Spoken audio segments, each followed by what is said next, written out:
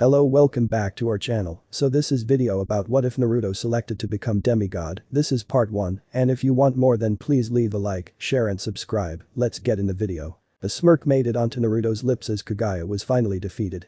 Sealed away so securely that escape was impossible. They had won. But at a price. Naruto, damn it, stay with us. Sakura, do something. Oh, look, the team showed emotion for once. Naruto honestly hadn't thought he would ever see Sasuke display any outward emotion again. It's nice, in a way, to see that he still cared. He's a little too late though. Sakura's hand glowed green as sweat trickled down her forehead. I don't know. None of my techniques are responding. Kagaya's final attack, all of her hatred and rage condensed into one devastating strike, had hit Naruto square in the chest. Her last revenge. A goddess's wrath. A normal man must first have a dream. Naruto. You're going to live. I don't know how, but something will happen. You hear me? You're going to live. I command you to. Sorry, Kurama, but I think that's it for me. Kurama growled. An angry sound that couldn't cover up the worry in his voice. You're not going to leave me. I refuse to let you leave me. Always so demanding, Naruto smiled internally. What's wrong with Naruto? His dear sensei. Kakashi sensei. Naruto could hear the desperation in his voice, and he could feel the agony Kakashi sensei must be going through. Kakashi was going to lose one of his precious people again. That's right. If you die, that rat is probably going to sink into a depression and be angsty and edgy for the next decade. So you better not die. By taking action to accomplish that dream, a man becomes a hero. Sakura despairingly gazed up at Kakashi. Nothing. There's nothing wrong with Naruto that I can detect. Cell degeneration, organ failure, necrosis, psychosis, hemorrhaging, psychological breakdown. There's nothing I can find. Naruto is healthy, both physically and mentally. He should be fine. But he's dying. He's dying. He's not allowed to die, and suddenly, Kakashi was in Naruto's face. It was so odd, seeing both of Kakashi's gray eyes filled with concern. Naruto. Can you hear me? Can you respond? Naruto tried to open his mouth. He tried to do something, anything. But nothing worked. Naruto, I'm telling you, I can't heal you if there's nothing to heal. Naruto could feel Kurama's chakra coursing through his system, looking for any wounds, anything that could be fixed, and finding nothing. When a hero achieves greatness and becomes known throughout the entire world, he becomes a legend. Someone written down in eternity. Someone who has bled to reach greatness. Not again, not again, not again. Kakashi was wild now. He jerked away from Naruto, hands flying to grab his head, eyes crunching shut. Think, you failure, think. Kakashi sensei. Sakura reached out and touched Kakashi's shoulder. He ignored her, eyes still closed as he tried to think of some way, some technique to save Naruto. I guess once dope, always a dope. Sasuke's goad once might have enraged Naruto, forcing Naruto to push past his limits to punch the team one more time. But now, Naruto couldn't do anything. Don't worry, Kurama. We've won. That's all I care about. But that's not what I care about. I know. I'm sorry. His life force is almost gone now. Sakura had given up, her hands fluttering down helplessly to her side. I can't do anything. Oh, if you die now, then I'll become Hokage. That was enough to give Naruto the power to open his mouth. Team. Naruto Uzumaki was a hero. Naruto Uzumaki was a legend. There was no doubt in anyone's mind that the elemental nations would never, ever forget the name Naruto Uzumaki. The three were on him in an instant. Naruto. What's wrong? How do you feel? Naruto smiled. He didn't have much time left. He didn't have any hope that he'll be saved either. Kagaya's strike was almighty and all-powerful. The attack almost felt. Alien, in a way. Naruto knew he wouldn't survive. I'm not going to. Make it. Tears welled up in Sakura's eyes. Naruto, don't leave us. Konoha needs you, we need you. Don't be like Rin, don't be like Obito, don't be like Minato. Naruto, please, please, please, just live, just live, just live. Kakashi's hands twitched madly, as if trying to form hand seals, but not knowing which hand seals to form to save Naruto. If you die now, then I will be the unilateral winner of our rivalry. Sasuke grabbed Naruto's hand, gripping it tightly. Dying now is the same as giving up. Are you going to give up? Naruto tried to laugh, but could only manage a feeble chuckle instead. Up. To you now. Protect Konoha. Sasuke hesitated only for a moment before nodding. I will. I promise. Naruto smiled, his blue eyes bright and accepting of his fate. Love.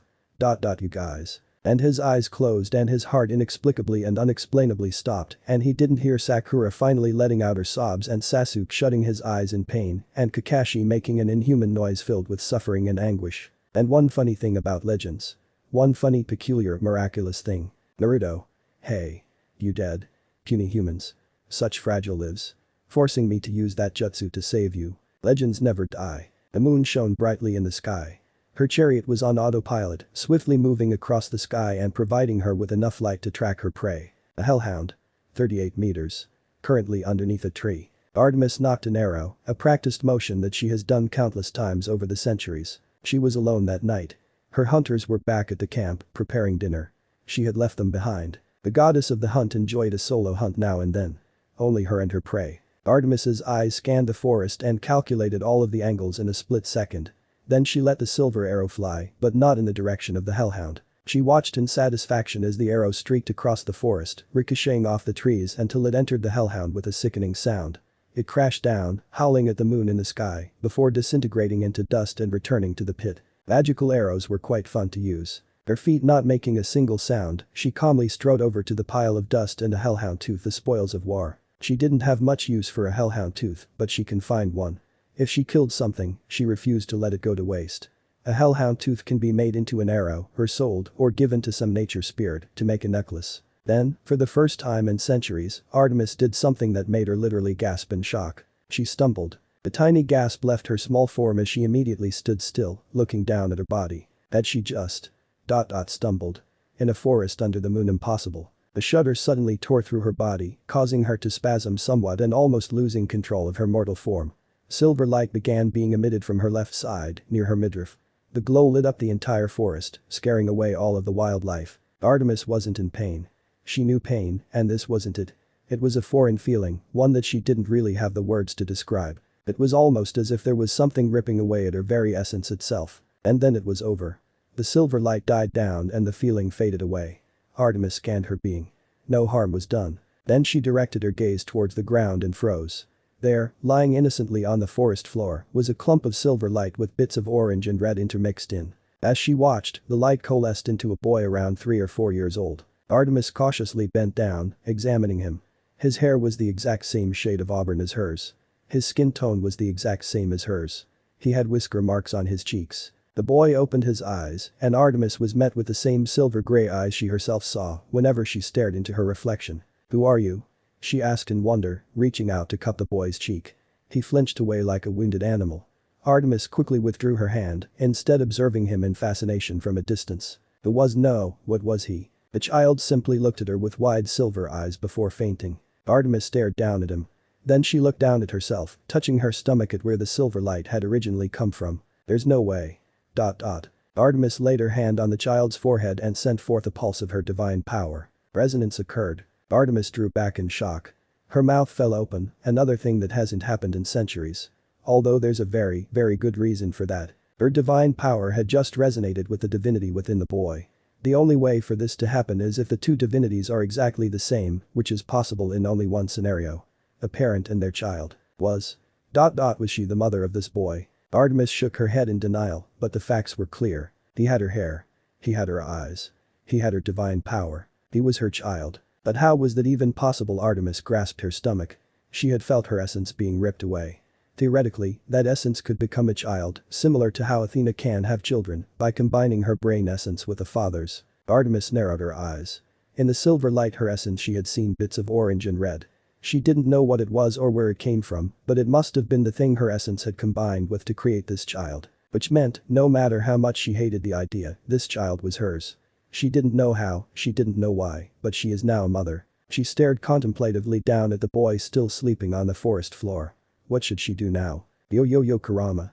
What have you done? For once, Naruto wasn't in the dark damp sewer of his mind. Instead, he was in a forest. It was dark out and the moon was shining brightly. He ignored the change of scenery. There were more important matters at hand. In front of him, Kurama was curled into a tight ball. "Go away." Naruto shook his head. "Not until you explain. I thought that I had died.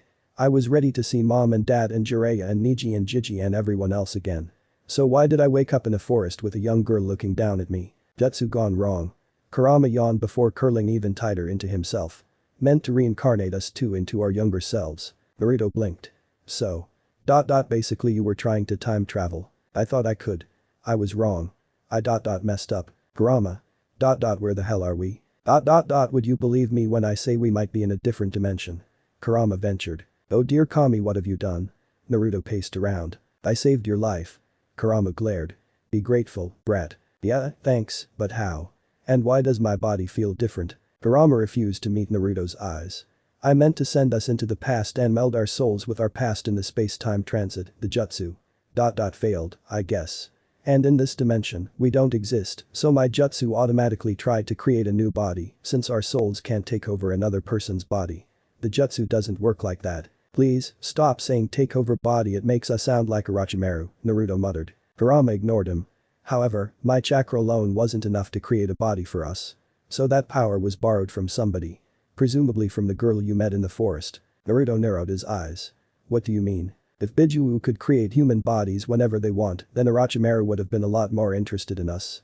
But we can't, my chakra wasn't enough, so the jutsu automatically reached out to the nearest being. Naruto, I'm saying that I combined essences with her to save your life. At Naruto's confused look, Kurama sighed heavily. I know I'm asking for a lot here, but I need you to think for once. Naruto opened his mouth to protest, but Kurama interrupted before he could. Think of it like this. Bijuus are essentially beings of chakra. If two Bijuus, say, Matatabi and Asobu combine chakra, then that would form another Biju. Wait, seriously? It works like that? No, it doesn't, but you get the idea. The same thing happened to you. Parts of my essence combined with parts of hers was enough to create a body for us to settle in and sustain your life. So am I still human, or what? Naruto looked down at his hands, half expecting to see orange fur growing. You're no longer a human. To tell you the truth, I don't know what you are. The girl next to you had no chakra. But I still sense something in her. Which is why I said our essences combined and not our chakra. Kurama growled frustratedly. I've never seen anything like her before. She's not human. Well, we are in a different dimension, so it makes sense, Naruto shrugged. Why am I younger though? Because you were reborn. Although you're right, you should be a baby. I haven't the faintest idea why you're 4 years old. But Naruto, do you understand what that means? Naruto nodded. Yeah, I have a new body in a new dimension. Foolish brat. Technically. That girl is your mother. Naruto didn't respond. His brain had ceased all functions. Naruto, you okay there? I just saved your life. Please don't make me save it again. Naruto broke out of the trance. What do you mean she's my mother? You died, Naruto, and then you were reborn. You were conceived from her essence. That makes you her child. It's not a very difficult concept to understand. Kurama's tails flicked around in annoyance before they suddenly became deathly still. And you know something, Naruto? What? Naruto's eyes grew wide. No. You don't mean. Kurama smirked. Indeed. You were also created using my chakra. Which means that. Don't say it, Naruto whispered. Naruto, I am your father. No, you're my partner, don't make this weird. Stop it. Kurama chuckled. In all seriousness though, she is, within all rights and purposes, your mother. Just look at yourself. I don't know what she is, but she must be strong if her essence can overcome my Biju chakra. Naruto tilted his head. What do you mean? Just look at yourself. There was a small stream nearby. Naruto suspiciously regarded Kurama before ambling over to the stream and looked down. His reflection stared back up at him. What in the sage's name am I looking at here? Naruto was looking at himself in the stream. But it was not the same himself the day before. His hair was now auburn. His eyes were silver. His skin tone has changed. The only thing that he had kept was his whisker birthmarks and his facial structure. Her essences. Influence, I would assume. You inherited her physical traits. Do not, however, for a second think that she may be more powerful than me. Her essence is more dominant than mine, which is why it manifested in your body, but that does not mean that she can beat me in a fight. Kurama sniffed imperiously. It's like your human genetics. The dominant gene doesn't make it more powerful than a recessive one. Naruto sighed. Yeah. Do I still have chakra? Of course you do. Who do you take me for? Kurama scoffed. And Naruto without chakra wouldn't be Naruto at all. It would be like Kakashi without his porn. Right, Naruto smacked his forehead suddenly. Damn it. Kurama's eyes flashed in alarm. What is it? Do you feel pain? Is Kagaya's attack still affecting you? Naruto groaned in despair. No, it's not that. I forgot to ask Kakashi-sensei to take off his mask. And now I guess I'll never know what he's hiding. Idiot. I thought that you were actually in trouble for a second. Kurama tucked his head back inside his ball of fur. I think that's it for me. That jutsu took a lot of energy. I need sleep. See you in a few years. Stay safe, Naruto. Good night, Kurama. Hold up, what did you just say? A few years. But Kurama's eyes had already closed and his breathing had evened out. Kurama. No response. Kurama was fast asleep. Naruto sat down, suddenly feeling very tired. He had just fought a goddess and had literally died and been reborn in a new dimension. But more importantly, all of his bonds, all of his precious people, they were lost to him. Only Kurama remained. He'd never see Sakura, Sasuke, Kakashi-sensei, Tenzo, Sai, and everyone else ever again. Shinobi rule number 25 states that a shinobi must never show his tears during a mission.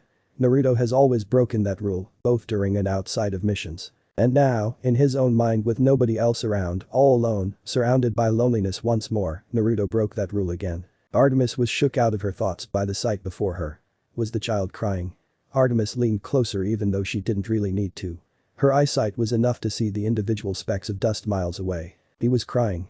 He made no noise, but tears silently flowed out from under his eyelids. Artemis bit her lip. Then she placed her hand over his. A silver glow suddenly lit up over his body, the warmth comforting him. Slowly, the tears stopped. This boy no.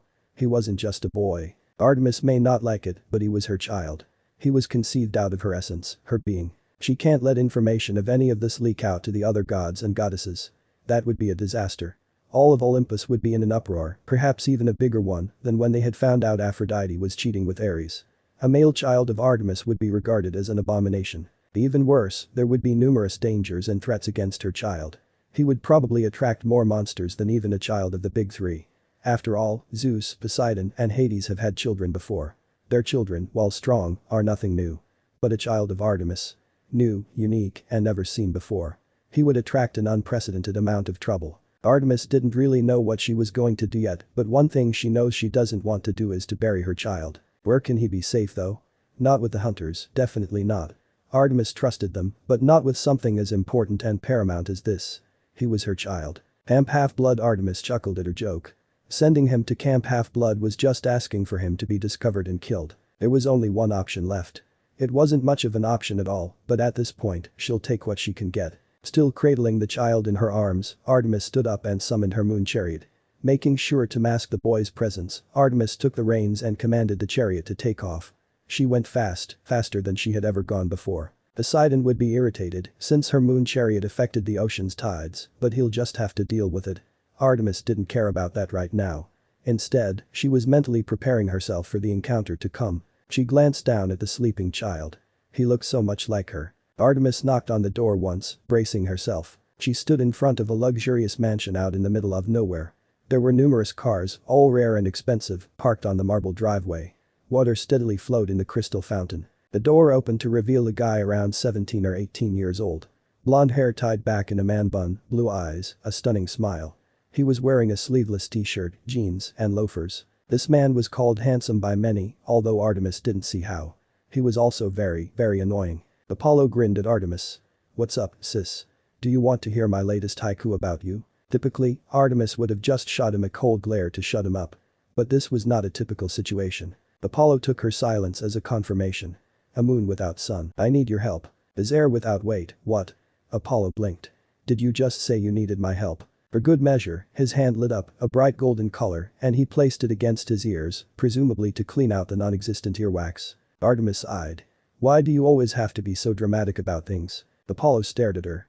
"Because you've never asked me for help before. Favors, yes, but never outright help."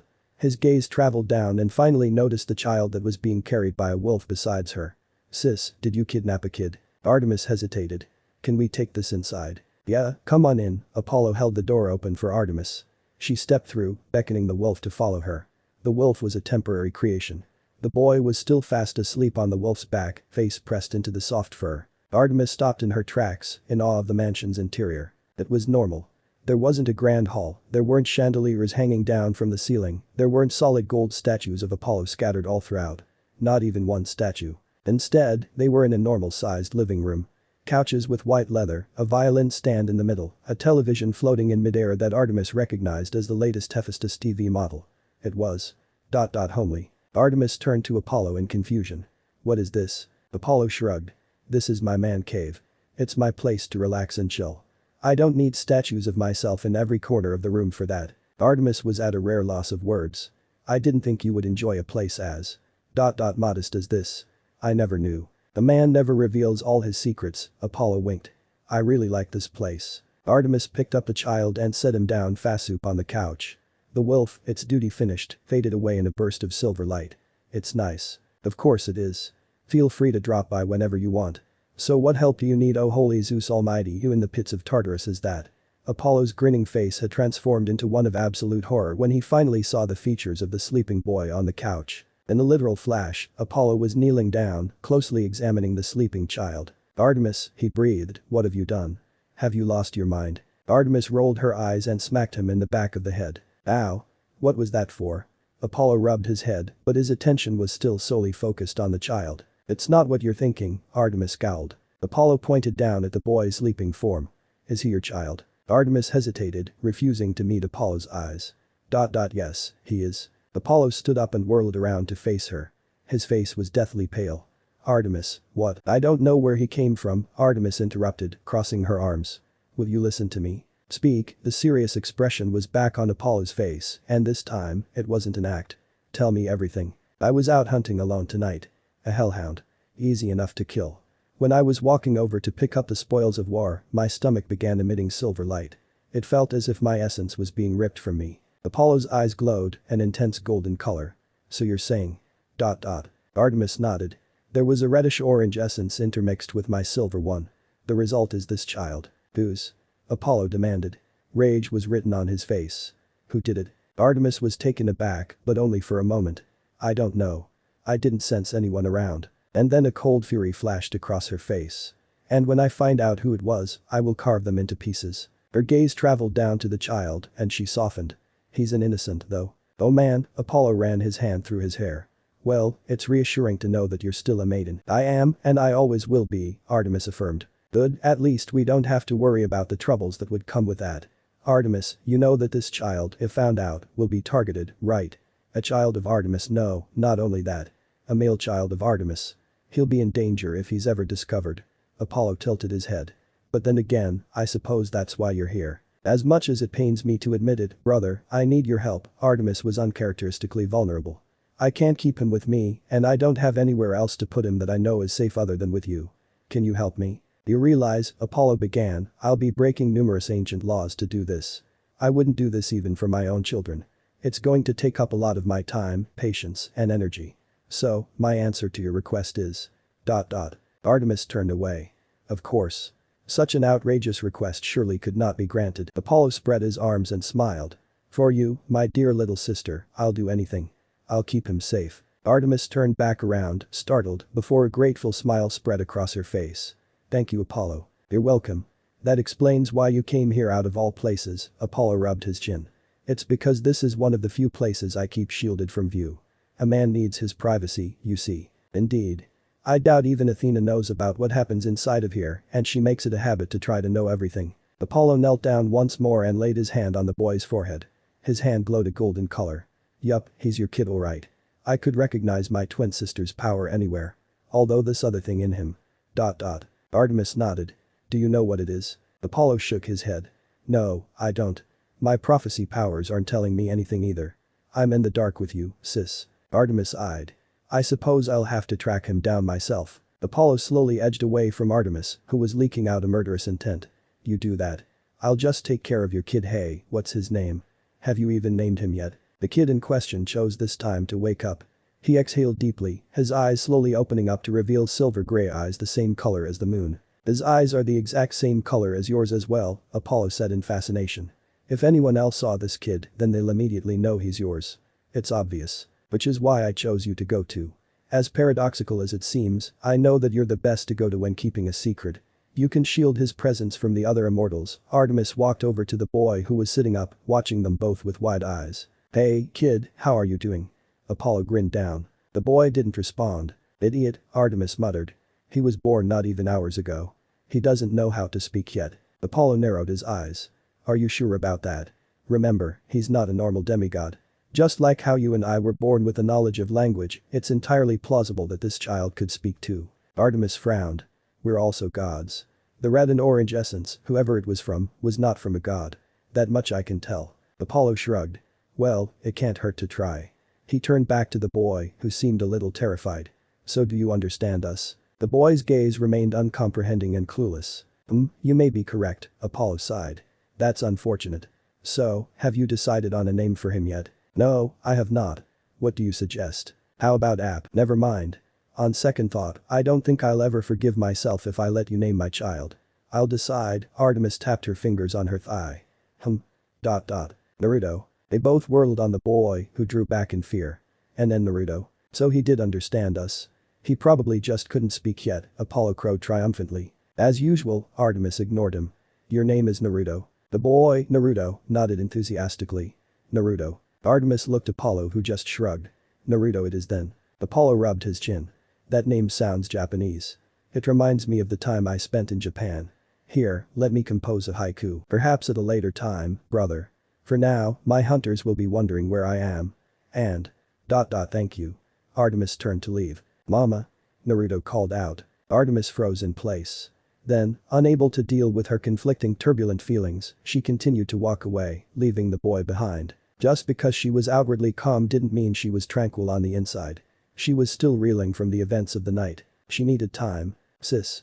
I'll take care of him. Apollo watched her shut the door behind her sadly. Mama. Naruto called again, this time a lot more desperately. Apollo took a deep breath before brightly smiling down at Naruto. She has to leave for now. She'll be back soon. How you doing? My name's Apollo. I'm your uncle. Naruto squinted up at him. Unka. Apollo nodded. Artemis, the beautiful girl who just left, was my sister. She's also your mother. Okay. Naruto knew a new language. Sometime between waking up in the forest and waking up in this room, a new language seems to have settled down in his brain. In fact, he knew two new languages. Greek and English. It was almost as if it was hardwired into his brain. He didn't know how it worked, but he was thankful for it. He didn't want to have to learn a new language from scratch. He was also very, very freaked out. Naruto had woken up in the chariot when flying in the sky. He had hidden it, of course, because people let all sorts of information slip when they think he's asleep. And there was definitely a lot of information. These two people, Artemis and Apollo, his mother and uncle, were apparently gods. Like Kagaya. Naruto shivered. Does this mean he was part god now? And apparently, him being the son of Artemis was a big deal. Probably even a bigger deal than him being the son of the Yellow Flash. Naruto needed to be careful from now on. If these two truly were gods, and there were other gods out there, then. Well, immortals live forever, so they have a very long time to collect enemies. He was going to continue to feign sleep, but. Well, his name mattered to him.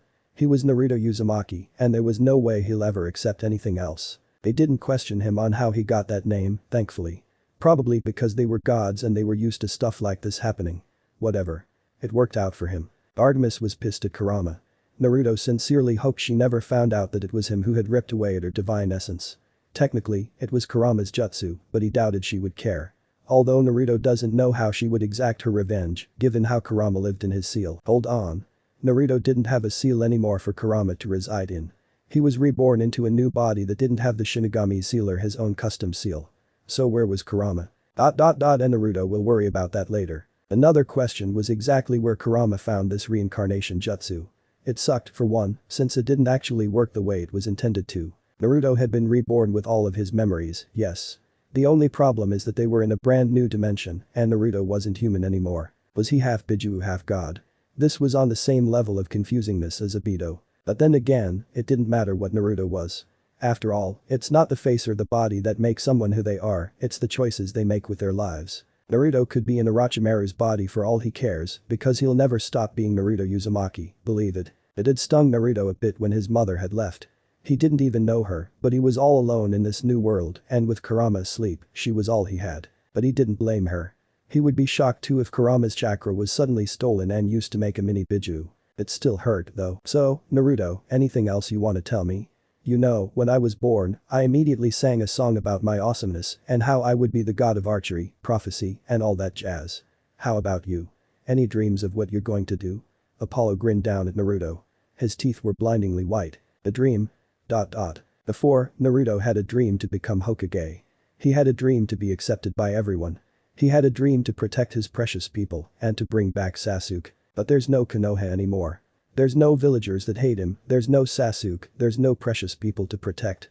Besides Kurama, of course, but Kurama would probably swallow Naruto whole if he ever implied that Kurama needed any protecting. So now, Naruto's dream is to just. Find someone precious again. Naruto gazed contemplatively at the man still grinning down at him. Apollo. His new uncle. He can start from there. And so Naruto returned Apollo's grin with a shining smile of his own. I want to be friends with you. Apollo's smile widened. Oh, you have a good dream. A very good dream indeed. Fortunately, Apollo didn't question Naruto's sudden jump in speaking skills. Either gods were super clueless or they saw so much weird stuff every day, small things like this didn't even faze them. Naruto hoped it was the former, but with his track record, it was definitely the latter. 1 month after. Damn it. You're cheating. Naruto howled in outrage, slamming down his box controller on the soft white cushions. Apollo smirked. You're just too bad, that's all. Don't worry, losing is normal. Naruto had adapted to life living with a god fairly well. There were some minor glitches here and there, like how there weren't any bathrooms in the mansion, that had almost been a disaster, but overall it was going pretty well. He wasn't allowed past the boundary line. Apollo's domain was the mansion, and as long as Naruto stayed within the domain, then he would be shielded from view. But if he stepped past the boundary, all sorts of deities and creatures can sense him. It was aggravating, not being able to go outside. It was almost as if there was something inside of him urging, compelling, demanding him to leave the confines of the building and enjoy the wilderness. Naruto yearned to be in a forest again, to be among trees and enjoy the crisp fresh air. But he wasn't stupid or rash or reckless anymore. He knew that if he went out and was discovered, there would be trouble not only for him, but also for Apollo and Artemis. And so, even though it pained him, he did the smart thing and stayed inside. Apollo wasn't bad company. He was really good, actually. He still had his annoying moments, though. Such as right now. We're having a 1v1 match on Super Smash Bros, Naruto glared. Yes. You killed me. With ease. Your eyes were closed. I'm just that good. You weren't even touching the controller. Apollo shrugged. I'm a god. I'm not limited by mortal. That's cheating. Controlling it with your mind completely defeats the purpose of the game. Naruto shouted, jumping to his feet. His eyes blazed with determination and a fire roared to life in his heart. You know what? If you're going to cheat like that, fine. But know this. Even with your cheats, I, Naruto, will defeat you so badly, you will rue the day you introduced me to this game. Believe it. Apollo chuckled. Good luck with that, Naruto. Another round. 2 months after. Wait, let me get this straight. Naruto leaned forward, squinting suspiciously at Apollo. So you're saying that you are the son of Zeus, the king of gods. Correct. Artemis is your sister. Is pointing out the obvious a hobby of yours? Shut up. Zeus is married to Hera and had Ares together. Tell me to shut up again and I'll show you what we used to do to ungrateful brats in Sparta. Here's a hint. It involved blood. Ooh, I'm so scared, and he would have been if Apollo didn't make these threats every other hour. He never carried out on them though, mostly because Artemis would have slaughtered him if he did. But Hera is, like, you know, Zeus's sister. Naruto stared at Apollo. They're siblings. Apollo shrugged. Gods don't have DNA. Not having DNA doesn't make it any less weird. Apollo shook his head. You're looking at this from a mortal perspective. From a godly perspective, it's not weird at all. The only thing that's frowned upon is if a god dates their children or demigods with the same parents getting together, right? Besides, we're all related in some way, so if you're going to be like that, your dating pool will be limited to only mortals and nature spirits, Apollo shrugged. Okay. Surprisingly, Naruto doesn't feel that strongly about the opposite gender anymore. He's not sure if it's because he's back in a child's body, but for some reason, whenever he thought about Hinata, his heart didn't pound and his face didn't flush anymore. Perhaps it was Artemis's influence on him. 3 months after. Naruto forlornly stared out the window of the mansion. His fingers tapped a disjointed pattern on the marble edge. He sensed Apollo come up behind him. When? Somehow, Apollo understood what Naruto meant from that one-word question. I don't know, he answered truthfully. Naruto turned around to face Apollo, and Apollo could see the pain in Naruto's eyes. Why won't she come see me? I don't know, Apollo repeated. It's because she hates me, Naruto whispered, looking down at his tiny feet. No, it's not, Apollo began, but Naruto cut him off with a bitter chuckle. Oh please. Don't give me that. Artemis never wanted a child, much less a male child. I'm nothing but a painful reminder to her, Naruto looked away. Otherwise, why else hasn't she come seen me even once? Apollo hesitated.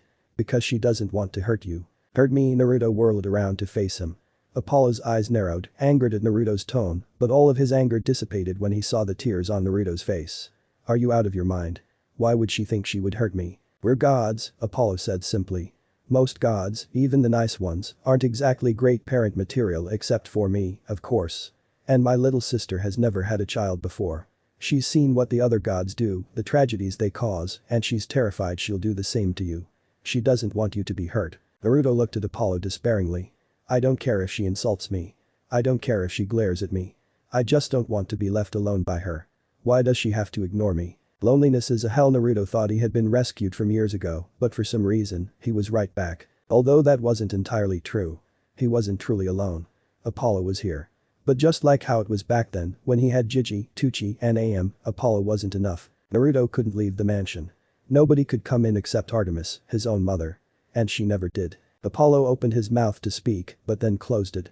"I'm sorry, Naruto," he finally said. 4 months after. Naruto leaned back, dodging Apollo's sword swing by a hair's length.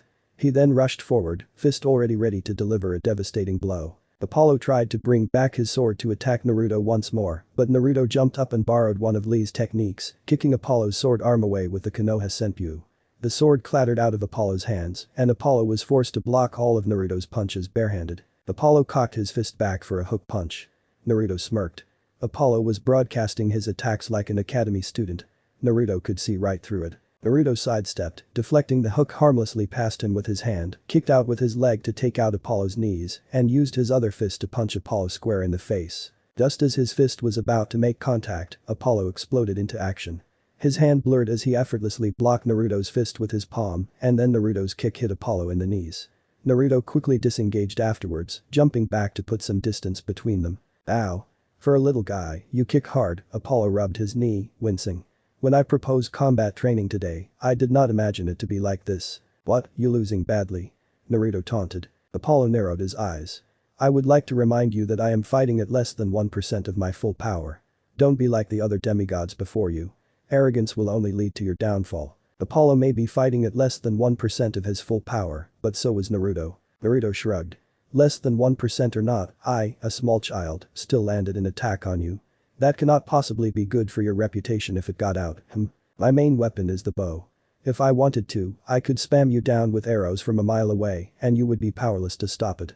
Apollo's golden bow materialized in his hand with a flash. "Care to try it?" Naruto held up his hands. "Hold up, we can talk about this." "The time for talk," Apollo smirked, "is over. So is combat training, for that matter. We're moving on to dodge training now. Don't point that thing at me. Why are you knocking 8 arrows at once? You can't possibly fire 8 arrows at once with any accuracy, holy sage." 5 months after. "Why am I so good at archery?" Naruto asked quizzically. "Your mother is Artemis, who I freely admit is almost as skilled as me. In other words, she's better than you." "I never said that." So her skills transferred down to me?" "Yeah. Just like how my own children are great at bows, singing, basketball, and healing, you get some powers from Artemis." "That's a scary thought." "What? You getting special demigod powers because you're the child of Artemis?" "No, the fact that you have children. I'll have you know that of all the gods, I am in the top 5 in terms of the most demigod children." "Shut up, I don't want to hear about that." 6 months after. Apollo wasn't with Naruto for most of the day. He had his duties to attend to. As a result, Naruto was often left all alone in the mansion. He used this time to train his chakra. He didn't want Apollo finding out about his chakra yet. Naruto is well aware that he can't keep this a secret forever, but he wanted to wait some time before he revealed it. Kage Bunshin no Jutsu. The entire mansion was suddenly filled with clones. "You all know what to do. Come on, let's get to it." "Right." A chorus of voices responded. The clones scattered, forming groups to work on getting Naruto his skills back. Ever since he was reborn, Naruto's skill level has decreased drastically. Understandable, since he's a small child. His chakra control was non-existent, his reflexes diminished, his speed slow, his strength low. All in all, it wasn't so great. Naruto was at around low Jonin level right now. He needs to get back to Kage level. And that means training. Because in this new world full of gods and monsters, Naruto needs to be strong to protect his precious people. Well, okay. Precious person, so far. Apollo was Naruto's only friend. Kurama was still fast asleep. Naruto really wanted Kurama to wake up, partly to have another being to talk to, partly to ask Kurama exactly where he had gotten that jutsu. Why, out of all the gods and goddesses, was Naruto a child of Artemis? Lots of unanswered questions with no way of answering them. In any case, if Naruto wanted to be able to protect Apollo, who was a literal god, then Naruto had to be strong. Really damn strong. The loud combination of voices suddenly screamed out the same thing. Rasengan. 7 months after. "You're aging at a rapid pace," Apollo said in a white lab coat. "Do you think?" Naruto was biologically only 7 months old, but he already had the appearance of a 6-year-old. Naruto was kinda freaked out about it. Apollo tilted his head. "I still can't pinpoint exactly what you are. You're half goddess from Artemis, but the other half. I don't know what it is." Naruto instantly felt very, very nervous. "It's not another god or titan." You don't have golden nature. It's not a dryad or an aid or a wind spirit or an earth spirit. It's not a monster either, Apollo frowned. What are you? Naruto shrugged nonchalantly. No idea. Technically, that was the truth. Naruto had no idea what to classify himself as. Huh. Whatever. As long as you don't get the urge to consume human flesh, we should be good. 9 months after. There are 7 billion people in the world, Naruto exclaimed in shock. Apollo nodded. Approximately. Is that really that shocking to you? Yeah. There's so many people. 7 billion. That's more than 10 times the population of the elemental nations. The number was insane. So you're saying that, in order to win this game, we have to kill 7 billion people? Naruto gestured at the television, where they were playing Plague Arrows Incorporated. It's not a game, Apollo corrected. It's a simulation of what would happen if I ever decided to unleash my plague arrows. I'm known as the god of healing, but many people also forget I have control over diseases. A real simulation would also account for other gods interfering and stopping the diseases. This isn't a simulation, it's a game. Apollo sighed. If you insist on being stubborn, well. I know better than to start arguments with idiots. Yeah, because you know you lose. And what does that make you? Worse than an idiot. Careful, Naruto, unless you want me to infect you with something nasty. Naruto called his bluff. You won't. Apollo paused and stared intently at Naruto, a dangerous gleam entering his eyes. You really think I won't? Naruto stood his ground. His body was half Biju chakra. Getting sick when he was a Jinchuriki was already hard before. Now, with the Biju chakra literally forming his body, Naruto doubted there was a virus out there that could withstand the power.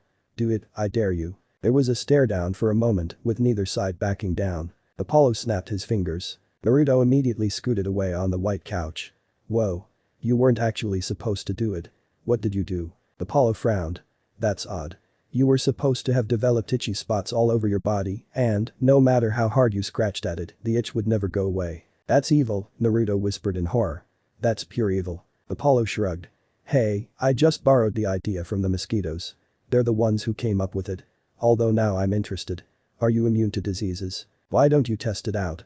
Naruto was curious as well. 39 different assorted viruses, bacteria, fungi, and protozoans later, Apollo finally let out a sigh.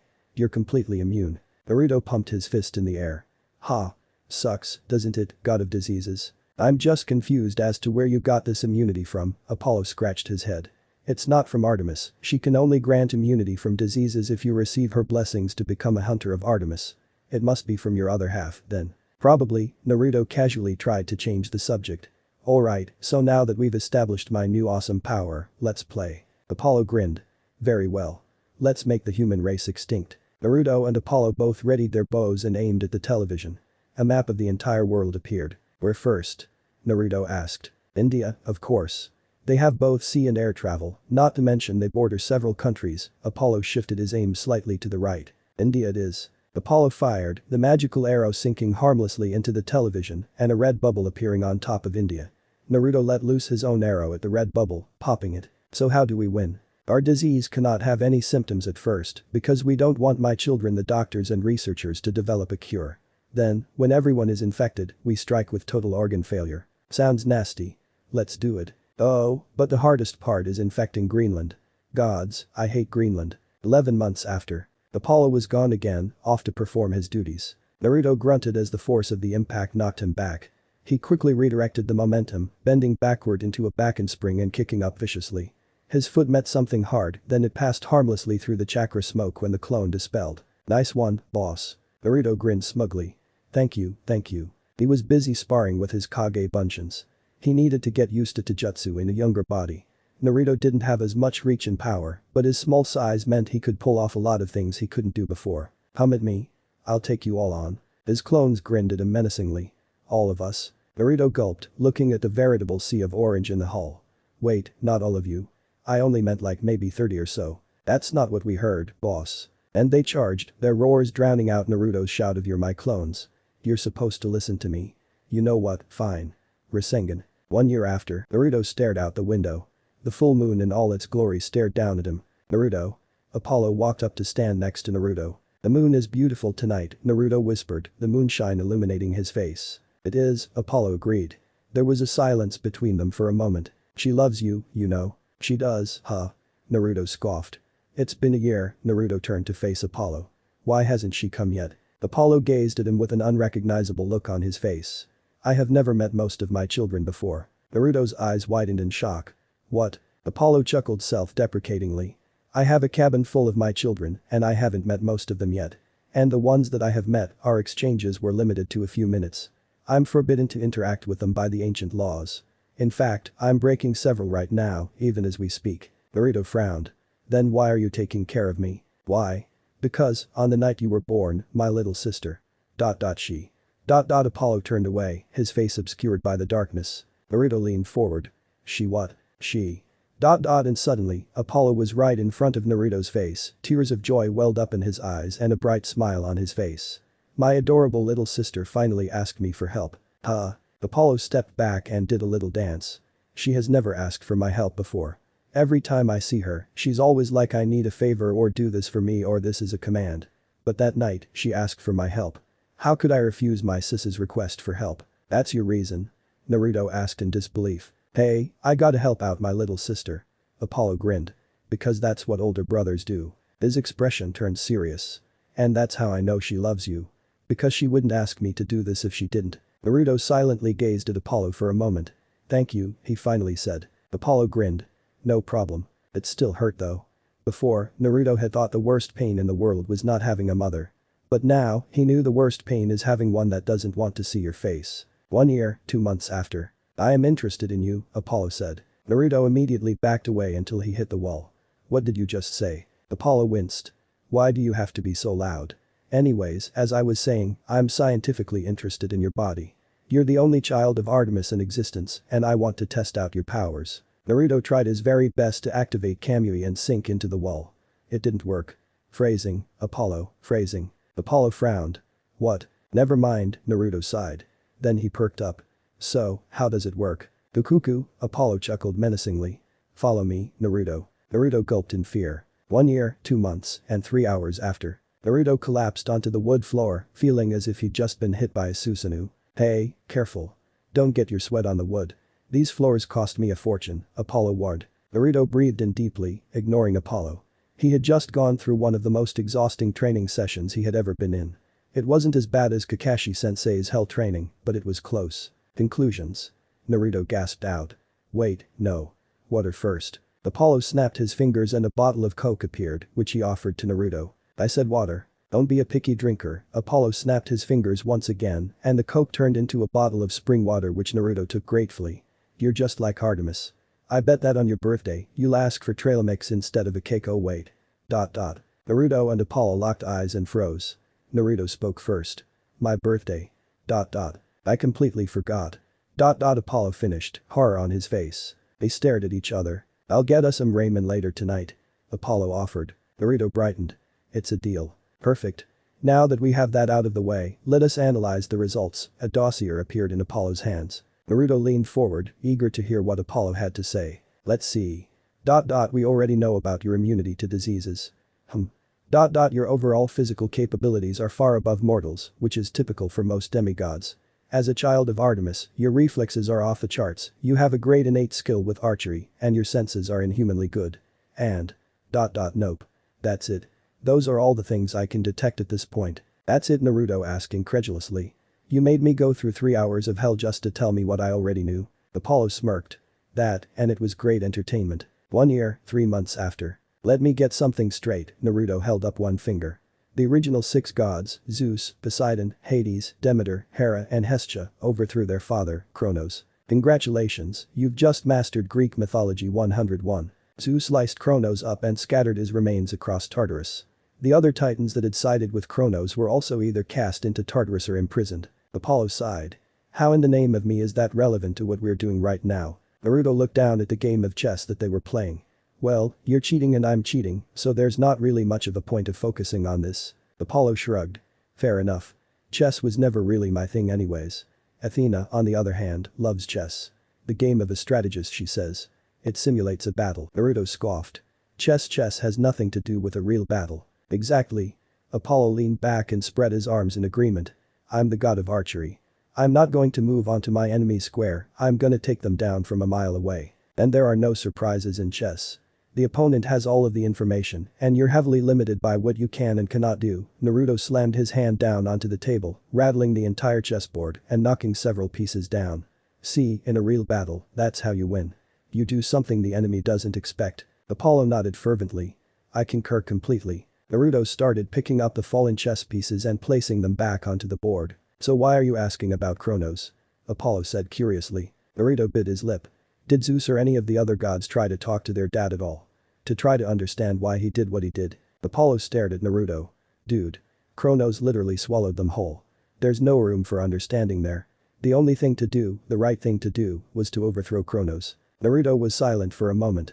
So the god's vengeance brought justice, huh? Yeah, I'll say it certainly did, Apollo nodded. And if that justice only brings more vengeance? Naruto rubbed his hands unconsciously. A memory of an old wound. The Titans aren't fully gone. They're going to come back one day and attack Olympus. Apollo hesitated. We don't know that for sure. But if it does happen. Naruto pressed on. The Titans will seek revenge. They will want to raise. Apollo drew in a sharp breath. Olympus to the ground. And then the gods will attack them again, right? If the Titans do come back and attack Olympus, then yes, we will counterattack and beat them again, Apollo confirmed. So it's the same, Naruto whispered. Even though shinobi do not exist in this world, hatred is still present. What was that? Nothing, Naruto said. Oh, by the way, checkmate. Apollo blinked and looked down at the board. Sure enough, he was checkmated. Did you seriously move the chess pieces that you knocked down into a position that would checkmate me while I was right here watching you? In a real battle, do you think the enemy will follow the rules? I won. Naruto smirked. Apollo glared at Naruto. I'll call it a tie, and that's the best offer you're going to get. I'll take it. 1 year, 4 months after. Naruto was bored. He was surprised it took him that long to become bored, but in all fairness, there were a lot of things to do in the mansion. But today, Naruto didn't feel like reading the old myths or training or perfecting his Pikachu against bots. With Apollo off to do his own things, there's nothing Naruto could do. The cunning smirk appeared on Naruto's face. There's nothing he could do. Except for execute the plan. Naruto had played the long con. He had convinced Apollo that he was an innocent little boy. And now, with Apollo's guard down, it's time to strike. The Hall of the Gods was alive with chatter for the monthly council meeting. Aphrodite was flirting with Ares, Hephaestus's hands were tinkering with some gears while glaring at Aphrodite, Athena was discussing the benefits of lowering the mortal drinking age with Dionysus, Zeus was arguing with Hera, and Poseidon was passed out from boredom. Artemis surveyed everyone with a neutral look. Internally, however, she was heavily irritated. There were rumors about ancient and powerful enemies of Olympus beginning to rise. Whispers of forces long forgotten stirring from their sleep. The only problem was that the gods weren't willing to separate the truth from the lie. They're well aware of the rumors, they just don't care. Artemis disliked that. If there truly are threats against Olympus, then immediate action must be taken to first identify and then combat the threats before they spiral out of control. Father, shall we begin? Artemis called out, silencing everyone or in Poseidon's case, startling him awake. Her neutral expression became a cold one. Or shall we continue to waste time? Zeus coughed. Ahem. You're right. Let's begin. Hey, wait, where's Apollo? The gods and goddesses looked around, but Apollo was nowhere to be seen. That idiot, Artemis muttered under her breath. Why is he late? The grand double doors slammed open and Apollo staggered through. Artemis opened her mouth to rebuke him and promptly froze at the sight. Everyone else did the same. They all just stared at Apollo. Apollo's hair was a bright pink color, along with what looked like about a pound of glitter scattered in. It was also sticking out in every direction imaginable. His skin was dyed neon orange. There was black marker on his face, a mustache, whiskers, a fox's paw print, and a small drawing that vaguely resembles a leaf. There was an audible silence in the hall. Hermes started trembling, trying to keep it together. What's up, everyone? Apollo grinned. The grin was clearly forced, and his eyes twitched every few seconds. Your hair, for one, Ares answered in a rare display of wit. And with that, it was all over for everyone else. They all burst into a resounding laughter that echoed throughout the halls. Even Artemis chuckled a few times. She could definitely appreciate seeing her brother like this. Throughout all of this, Apollo stood there, grin still fixed on his face, eyes twitching madly. Right, well, I'll just go ahead and sit down. Who did that to you? Hermes inquired, a twinkle in his eye. I need to shake their hand. And steal their watch went unsaid, but everyone in the room knew it. Apollo clenched his fists. Yeah, I wonder who, he said, staring right at Artemis. Artemis's eyes widened. So it was him. She smiled amusedly. He did well. The council meeting continued, with a few chuckles here and there whenever someone looked at Apollo. And during the meeting, nobody noticed the curious gleam in the little girl's eyes while she tended to the hearth, keeping the flames alive. 1 year, 5 months after. Naruto. What are you doing? Naruto spun around, blocking Apollo's view of the papers on the desk behind him with his body. Nothing. Oh? That doesn't look like nothing to me. Apollo walked forward, craning his head to get a better view. Naruto couldn't let him see what was on the papers. It had to be kept a secret. But how can he stop Apollo? If Apollo wanted to do something, then he will do it. Oh? Right. Naruto could always just do that. Naruto smirked at Apollo. Apollo immediately jumped back, a hazmat suit materializing to cover his entire body. His eyes flickered around the room, scanning for any hidden surprises. Fool me once, shame on you. Fool me twice, shame on you. You won't get me again, Naruto. And with that, Apollo disappeared in a flash of golden light. Naruto breathed a sigh of relief. It worked. Ever since he had pranked Apollo, Apollo had been downright paranoid. Seeing Naruto smirk at him must have sent him into Defcon 1. Naruto looked back at the papers on the desk. That was a close call. 1 year, 6 months after. Naruto stared at the person in front of him. Apollo. He screamed, jumping back, hands already coming together to form hand seals. A few moments passed before Apollo was there in a literal golden flash of light, his bow out and an arrow knocked at the intruder. There was a sudden heavy pressure that pressed down against everything, cracks forming on the wall from the might. Who dares intrude upon my domain, Hestia? Apollo abruptly lowered his bow, confusion written on his face. What are you doing here? How are you even here? Naruto tilted his head questioningly, hands still held together in a familiar cross-shaped hand seal. He was fully willing to reveal the existence of chakra to fight back anyone powerful enough to intrude in Apollo's domain. Hestia. Naruto examined the small girl in front of him. She was a few years older than him, around 11 years old. She had black hair and warm brown eyes, like pools of chocolate. Apollo cautiously dismissed his bow, which vanished in a flash of golden light. He looked around wildly, as if sensing for any other intruders. After a moment, he relaxed. Naruto, meet my aunt, Hestia, the goddess of the hearth, home, and family, Hestia cut in, smiling. It's nice to see you again, Apollo. What are you doing here? What is she doing here? Naruto and Apollo spoke in unison. They turned to each other, surprised. Hey, kid, the adults are talking. That means for you to shut up, Apollo said. Naruto scoffed. Adults, you banned Raymond for a week after the harmless prank I pulled on you.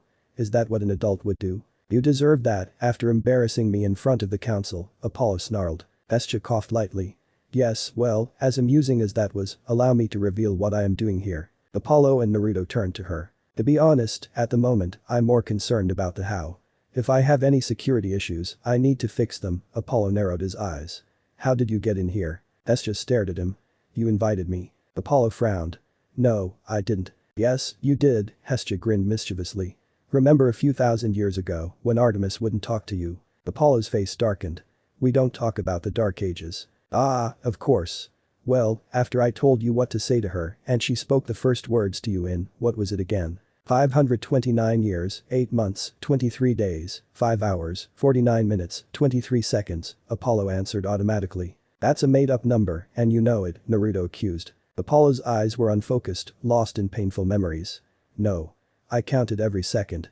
She wouldn't look at me, talk to me, even be in the same room with me. It was the single worst time of my entire life. Huh. What did you do to make her so mad?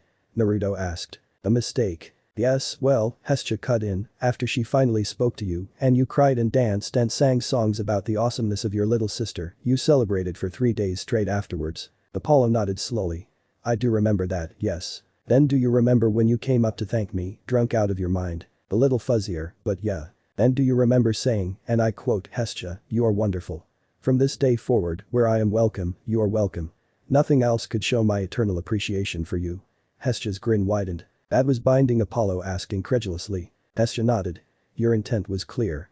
It was an invitation to your domain, and since you never took it back, the offer stood to this day. Apollo crossed his arms. So you mean to say. All this time, you could have entered all of my domains. Indeed, Hestia confirmed cheerily. So don't worry, there aren't any security risks here unless you granted another person permission to roam all your domains. Apollo shook his head. No, I wouldn't be stupid enough to do that. Naruto smirked. And yet, here she is. Apollo chose to ignore him. What brings you here, Hestia? Hestia raised an eyebrow. You know that I'm the goddess of home and family, correct? So how could I possibly not have noticed a new addition to my dear nephew's family? Especially with how much time the new addition spent at home. At first, I thought nothing of it. Perhaps it was a nature spirit that you took fancy to, or maybe you found yourself a goddess to settle down with. Hestia leaned forward conspiratorially. Naruto and Apollo leaned forward unconsciously as well. But then you came in that one council meeting looking so. Colorful. And you didn't kill anybody for it. You didn't even make a fuss. No songs denouncing your enemy, no secret arrows being launched into the sky, no favors being called in to make the person's life a living hell. It was as if it never happened. At that point, I was definitely interested in just who it could be. Apollo and Naruto stared at Hestia. Then, eyes still fixed on Hestia, Apollo smacked Naruto on the back of the head. Ow! Naruto yelled, grabbing his head. What was that for, idiot? She only found out about you because of the prank you pulled. Apollo snapped. Hestia laughed. Well, the knowing glance you shared with Artemis during the meeting only strengthened my suspicions. She knew, you knew, and nobody else knew. It was obvious there was a secret between you two. Apollo glared at Naruto. No. Don't you dare. You had slapped me first. It's only fair I get to do it to you. Naruto tried his hardest to smack Apollo, but Apollo's long arms held him away. Curse his height advantage. I admit, it slipped my mind somewhat until earlier today, when I was baking cookies. Hestia smiled while Naruto glared at Apollo with righteous fury. I was experimenting with adding cotton candy, and the pink cotton candy reminded me of your hair during the meeting. Naruto broke out into laughter at the mention of his prank. Oh, that had been a masterpiece. And so I entered this home through the hearth, Hestia continued. And imagine my surprise when I came face to face with Artemis's look-alike. Hold up, Naruto held up his hand confusedly. You appeared through the television, not the hearth. Hestia shrugged. In this day and age, not many people have hearths anymore. Thankfully, the definition extends to anything that symbolizes a home. In your case, it happens to be the television. Apollo and Naruto shared a look of mutual agreement that perhaps they've been spending a little too much time playing video games and watching movies. And now it's my turn to ask the questions. Hestia's expression became deadly serious. Who are you?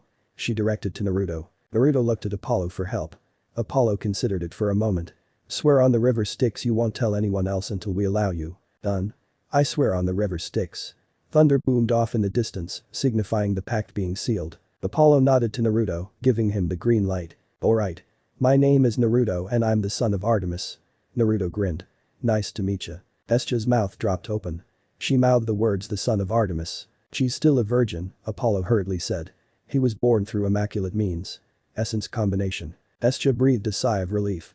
Thank goodness for that. I was worried for a second. If Artemis suddenly lost her maidenhood as the goddess of maidenhood, chaos would ensue. So is Naruto similar to Athena's children? Pretty much. We don't know who or what the father is, unfortunately. He seems to have disappeared into thin air. Naruto was suddenly very interested in his sandals. No human blood in him? Hestia asked. Apollo hesitated. He doesn't have any Ichor in him. But at the same time, he doesn't have any human blood in him either. He aged rapidly and was born with English and Greek hardwired into his brain. Hestia frowned. Interesting. In any case, I can certainly see why you're keeping him a secret from the other gods. I wouldn't be surprised if they started a vote to blast him out of existence if they found out. Naruto's mouth turned dry.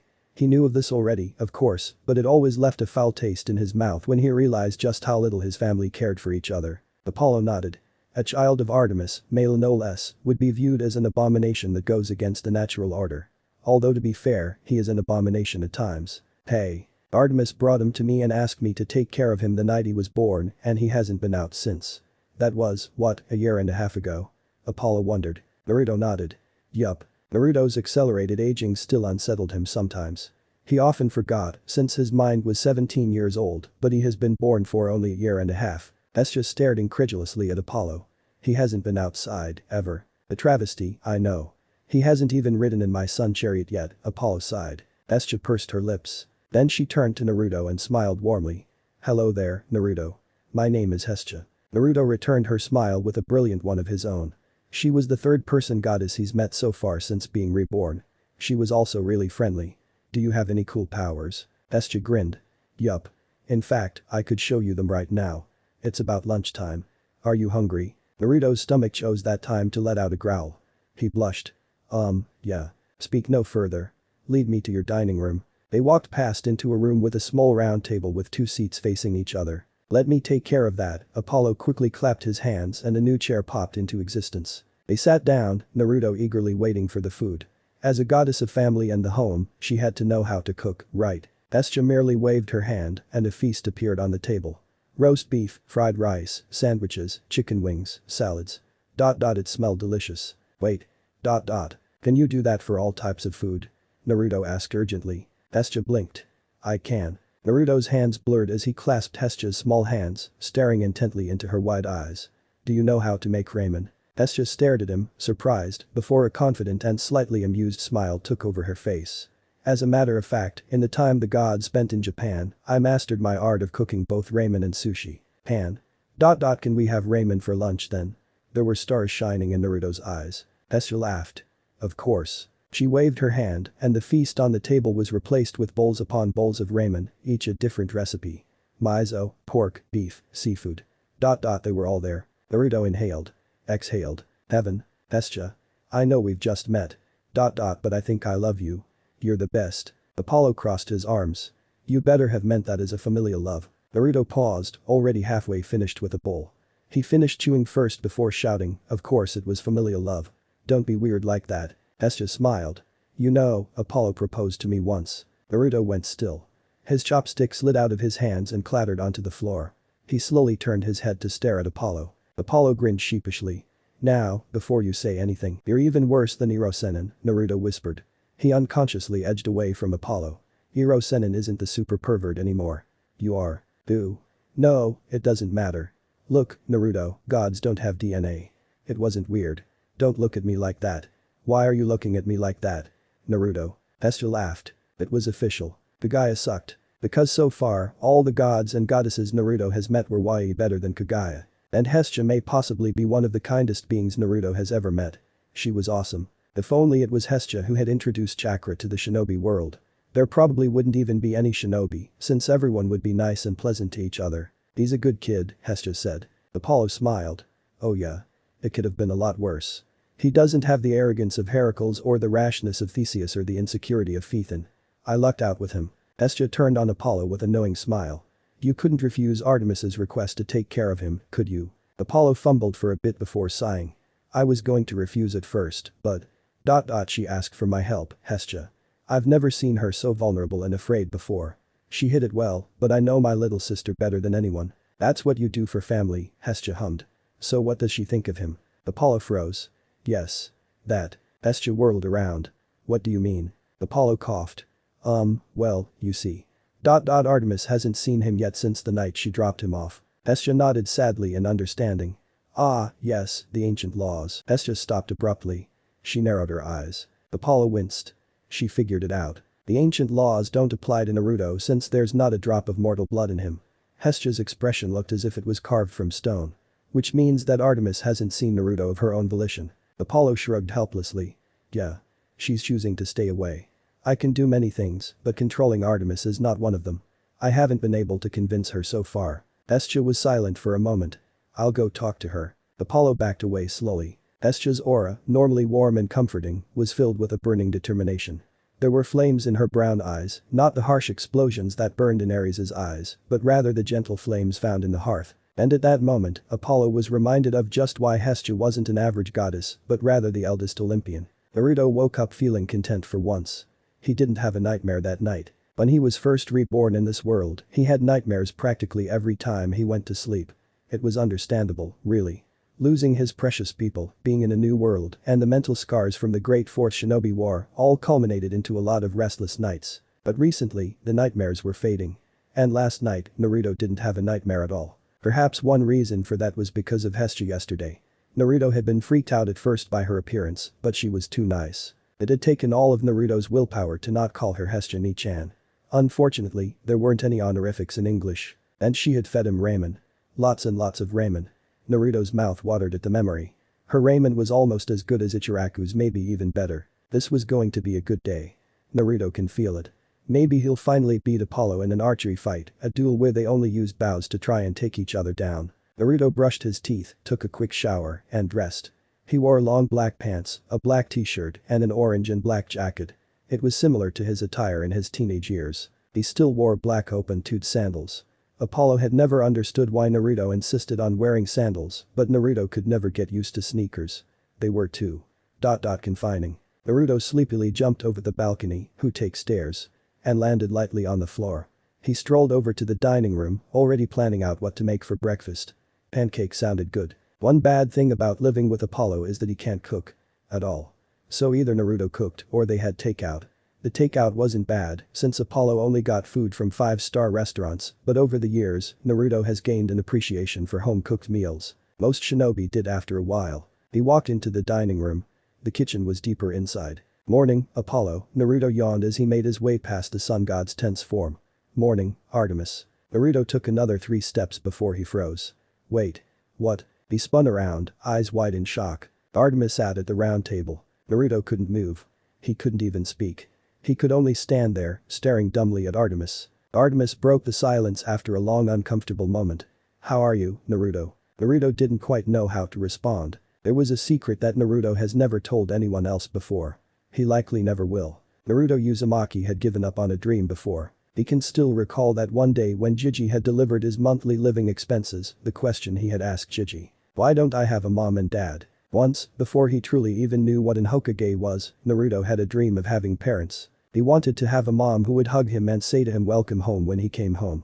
He wanted to have a dad who would be proud of him whenever he learned a new jutsu or pulled an awesome prank. But no matter what he did, that dream could not come true. It didn't matter how hard Naruto worked, it didn't matter if Naruto never gave up and if he never ran away. Becoming Hokage was possible. Having everyone accept him was possible. Protecting his precious people was possible. But having a mom and a dad, it was never going to happen. And so, for the first and last time in his life, Naruto had given up on a dream. Because what was the point of having a dream if it would only bring pain and sadness in the end? But then Naruto was reborn. He had been dead and then he was alive in a new world with a fresh start. More importantly, he had a mother. She wasn't a conventional mother, true, but she was his mother. Truth be told, back when Kurama had first told him that Artemis was his mother, Naruto had been speechless. Not from shock. Not from disbelief. It had been from an overwhelming hope. Hope that perhaps this time around, Naruto would finally be able to have a mother who would welcome him home and hug him and scold him and laugh with him and maybe even sometimes laugh at him. His dream, his childhood dream, his first dream, was coming true. But then it hadn't. On the night he had been born, Artemis had left him. She had abandoned him. And she was his mother. She wasn't some nameless villager. She was the one person in the world that should have loved him unconditionally. It hurt. It was because of her eyes. Naruto had been more than ready to tear into Artemis to make her understand how he feels. He may not punch her physically like he had with Minato, but he's been told that his words can cut deeper than any blade. But then Naruto saw her eyes. Silver. The color of the moon. They were the exact same eyes as his. She was his mother. Did he really want to try to cause her pain? No. Absolutely not. That's not who Naruto is. And so, instead of furiously shouting at Artemis, Naruto simply said one word. Why? Artemis was momentarily caught off guard by his calm tone, but she quickly regained her composure. Naruto, I'm sorry. Why did you leave me all alone? Silver light danced agitatedly on Artemis's skin. I was in a new situation. Gods don't like change, Naruto. When you were born, I had no idea what to do. I was scared that I would somehow mess things up or that something bad would happen. I was never supposed to have a child. It was easy for me to just pretend you didn't exist. Do you hate me? Naruto bluntly asked. Artemis stood up, the chair crashing into the wall behind her. Never. I could never hate you, Naruto. Kurama. I know you're still asleep, but please. Just this once. Help me out here. Kurama didn't reply, but Naruto felt a sense of confirmation. Artemis was telling the truth. Naruto unconsciously relaxed, all the tension and fear that's formed over the last year and a half dissolving away like it was never there. His mother didn't hate him. But just because ignoring you was the easy thing to do doesn't mean it was right. His mother was here. I was wrong. And for that, I'm sorry. She was his mother. What would Jiraiya do? I forgive you. Artemis's silver eyes widened. What? Naruto smiled. I forgive you. The beat. Just like that? Artemis asked incredulously. Naruto nodded. Yup. Even though I abandoned you? Even though I caused you pain? Yes, Naruto shot her a bright genuine smile. Because sometimes, you forgive people simply because you still want them in your lives. Artemis blinked before silently walking up to Naruto, her face impassive. Naruto looked at her warily, unsure of what she would do. Then she did the most shocking and astonishing thing of all. Artemis reached out with her small arms and drew Naruto into a tight hug. Naruto tensed up, his eyes widening. After a second, he relaxed and hugged her back. It felt warm and comforting in her small arms. Naruto breathed in. She smelled good, a combination of fresh air and the forest. And at that moment, Naruto realized just how foolish she had been. Artemis, hate him? How could he possibly have thought that? Hadn't Minato and Kushina taught him that a parent's love is boundless and infinite? Artemis may be a goddess. But she was still a mother, and one thing Naruto had learned from Kushina was that a mother will always love her child. In his loneliness and pain, Naruto had forgotten that fact. It just took Artemis's embrace for him to remember it again. "I'm sorry, Naruto," Artemis whispered. "It's fine. You're here now. That's all that matters. Just don't leave me again." There were suddenly sniffling sounds in the room. Artemis and Naruto pulled away, confusedly looking at each other. It didn't come from either of them. Then, in unison, they both turned to Apollo, who was sniffling into a handkerchief. It's so beautiful. Mother and son, reunited at long last. Here, let me think of a haiku. Artemis and Naruto stared at Apollo. "Just to be clear," Naruto began, "I don't forgive you for leaving me with him though. You have no idea how much of his poetry I was subjected to." Artemis shuddered. "Oh gods, that must have been terrible. Hey. My poetry isn't bad, why are you two raising your eyebrows at me? Oh wait, you two just raised your eyebrows the exact same way. That was pretty cool. So cool, in fact, that it deserves its own song. Come with me, Naruto." Artemis led Naruto out of the room, ignoring Apollo's anguished cries. "I made breakfast for you." Naruto brightened. "Really? You mean fresh good food?" Artemis nodded. "Yes. I hunted and prepared it myself, yes." Naruto pumped his fist into the air. 2 days of good food in a row. "From what Apollo has told me, you've never been outside of this mansion before, have you?" Artemis inquired. Naruto shook his head. Artemis regarded him sadly. "You poor child. The wilderness is literally in your blood. To be confined indoors for your entire life. It must have been agonizing." "You have no idea," Naruto said with a haunted look. "All I want to do is be among the trees again. I haven't been in a forest since the night I was born." As a shinobi of Konoha and a friend of Tenzo, Naruto had gotten used to being surrounded by an endless green. Then it settled. "Tonight, we're going out to hunt," Artemis announced. "What? Hold up, isn't that dangerous?" Artemis smirked. "Masking your presence is child's play to a hunter. And besides, I am the goddess of hunting, the wilderness, and the forests. It would be criminal for my child to experience none of them." Naruto stared at her, shocked. Then an excited grin spread across his face. "Finally. I've waited for so long. I'm going to be the best hunter you've ever seen, believe it." "We'll see." Artemis's expression shifted. Naruto didn't know what it was, but it looked almost regretful. "Before that, however, tell me about yourself. I've missed a lot and I know I can never regain that time, but. Naruto smiled understandingly up at her. "My name is Naruto. My likes are ramen and my precious people. My dislikes are people who hate others, people who seek revenge, and people who cause others pain. My hobbies are destroying Apollo in video games and taking care of plants. And my dream for the future. Naruto's eyes unfocused. Before, his dream had been to find more precious people, to escape the crushing loneliness. But now. Naruto gave Artemis a beaming smile of joy and hopefulness. "I want to get to know and spend time with my mom. Thank you. I don't know how you convinced her, but thank you." Hestia only smiled mysteriously from where she was tending to the flames. "You're welcome, Apollo. I don't understand something though. How did you know that he would forgive her?" Apollo tilted his head. Naruto could have hated Artemis. This could have easily backfired. "I knew he would forgive her because of one thing." Hestia absently poked at the coals with a stick. "What is that?" Apollo frowned in confusion. "When you left us alone yesterday because you had to go to a musical performance you just couldn't miss. It was my son's first violin recital." Hestia paused, looking at Apollo in surprise. "Oh. I didn't know." "Yeah. You're a great dad, Apollo." Apollo grinned, but his eyes were a bit sad. "Thank you. Anyways, continue." "Well, after you had left, Naruto showed me some papers." Apollo thought back to a few months ago when he caught Naruto hiding some papers from his view. At the time, he had thought it was just bait to lure him into a trap. But apparently it was actually something legitimate. Which meant, when Naruto had smirked at him. Had Naruto been bluffing? That little scoundrel. If Apollo didn't know any better, he'd swear that Naruto was a son of Hermes. "And what he had written on those papers is the reason why I knew he would forgive Artemis," Hestia continued. She smiled. "After all, you can't possibly seize peace in this world if you can't even forgive your own mother." Apollo blinked. "Say what now?" asked Naruto. "I won't betray his confidence." Hestia's eyes narrowed slightly, as if daring Apollo to try and make her. Apollo considered it for a moment before dropping the idea. He wouldn't do that to Hestia. Alright. I need to go find out what he had written on those papers." Apollo's hands twitched. He also needed to teach Naruto yet another lesson about exactly why small insignificant children shouldn't con gods. "You do that." Apollo turned to leave, but then thought of something. Hey, you think my poetry is good, right? Dasha coughed lightly. Oh. Yes. Of course. Apollo grinned. I'll take that as a yes. That's it for today guys, thanks for watching guys, take care and don't forget to drink water.